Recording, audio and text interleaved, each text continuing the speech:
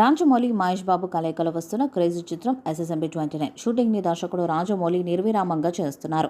ప్రధాన caste team పాల్గొనగా ఇటీవలే ఒక కీలక షెడ్యూల్ జరిపిన సంగతి తెలిసిందే. విడుదల ఎప్పుడనేది బయటకు చెప్పడం లేదు, కానీ జక్కన్న మనసులో ఏడాదిన్నర టార్గెట్ ఉందని తెలిసింది. పోస్ట్ ప్రొడక్షన్కు ఎక్కువ సమయం అవసరమైన పక్షంలో చిత్రీకరణలో జాప్యం ఉండకూడదని ఈ నిర్ణయం తీసుకున్నారట. ఈ పాన్ ఇండియా మూవీకి సంబంధించిన మరొక ఇంట్రెస్టింగ్ అప్డేట్ ఆసక్తికరంగా ఉంది. కథ ప్రకారం మహేష్ పాత్ర ప్రయాణం కాశీ నుంచి మొదలై అడవులకు వెళ్తుందంట.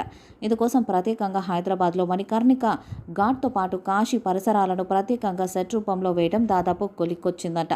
హీరో ఫారెస్ట్కు ఎందుకు వెళ్లాల్సి వస్తుందనే కీలకమైన ఫ్లాష్ బ్యాక్ ఎపిసోడ్ ఆ పవిత్ర పుణ్యక్షేత్రం బ్యాక్డ్రాప్లోనే డిజైన్ చేశారని వినికిడి.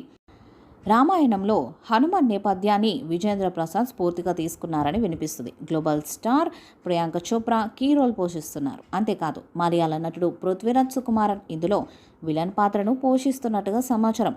ఈ మూవీ కథ కాశీ చరిత్రకు సంబంధించినట్టుగా ఉండనుంది. పురాణాలకు నేటి కాలానికి ముడిపెడుతూ సినిమా సాగుతుంది. దీనికోసమే చిత్ర బృందం హైదరాబాద్లో కాశీ సెట్టును వేశారు. రామాయణంలో హనుమంతుడు సంజీవని పర్వతాన్ని ఎత్తుకొచ్చి ఘట్టం ఈ కథకు ప్రధాన స్ఫూర్తి అని తెలుస్తుంది.